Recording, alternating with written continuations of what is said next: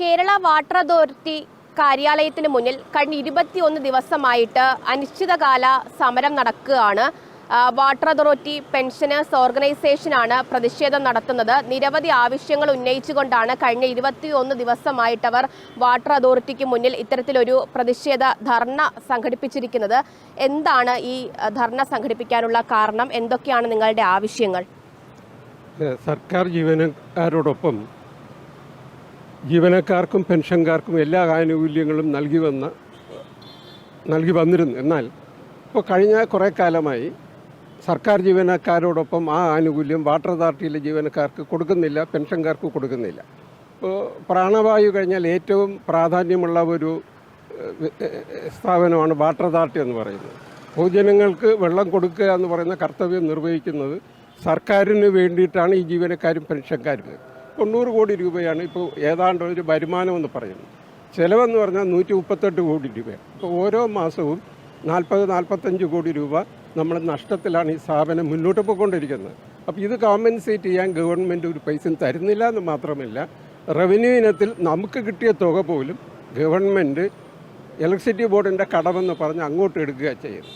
അങ്ങനെ വളരെ പ്രതിസന്ധിയിൽ നമ്മൾ നീങ്ങുകയാണ് വാട്ടർ അതോറിറ്റി എന്ന്. അപ്പോൾ ഈ പെൻഷൻകാർക്ക് സാധാരണ സർവീസിൽ നിന്ന് വിരമിച്ചു കഴിഞ്ഞാൽ തൊട്ടടുത്ത ദിവസം തന്നെ ഗ്രാറ്റുവിറ്റിയും മറ്റു കാര്യങ്ങളൊക്കെ കൊടുക്കേണ്ടതാണ്. അപ്പോൾ ഗ്രാറ്റുവിറ്റി മുടങ്ങിയിട്ട് 2-3 വർഷമായി, കമ്പ്യൂട്ടേഷൻ മുടങ്ങിയിട്ട് 5 വർഷത്തിൽ കൂടുതലായി. പെൻഷൻ പരിഷ്കരണം 2019 കിട്ടേണ്ടത് ഇപ്പോൾ 25 തീരാറായിട്ടും അതിൻ്റെ നടപടികളായിട്ടില്ല.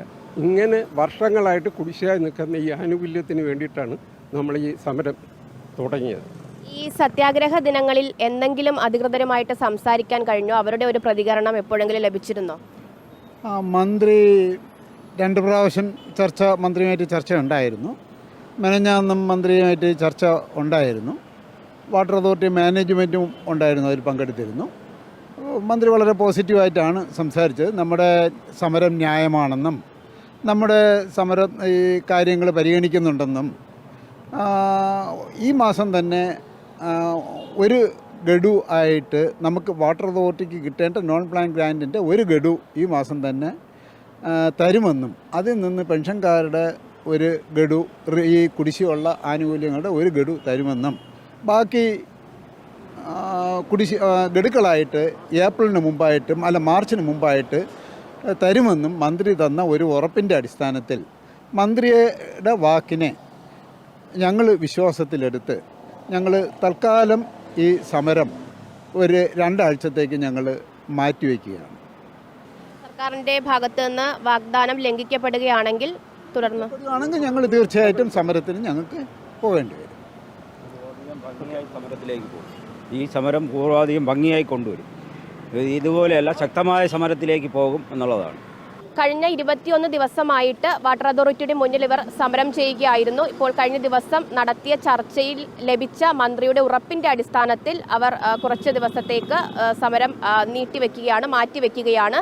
സർക്കാരിന്റെ ഭാഗത്ത് നിന്ന് വാഗ്ദാനം ലംഘിക്കപ്പെടുകയാണെങ്കിൽ ഇതിലും ശക്തമായിട്ട് സമരം മുന്നോട്ട് കൊണ്ടുപോകും എന്നുള്ളതാണ് അവർ പറയുന്നത്. ക്യാമറമാൻ ബിനിൽ നെടുമങ്ങാടിനൊപ്പം സൂര്യഗായത്രി, കേരള വിഷൻ ന്യൂസ്, തിരുവനന്തപുരം.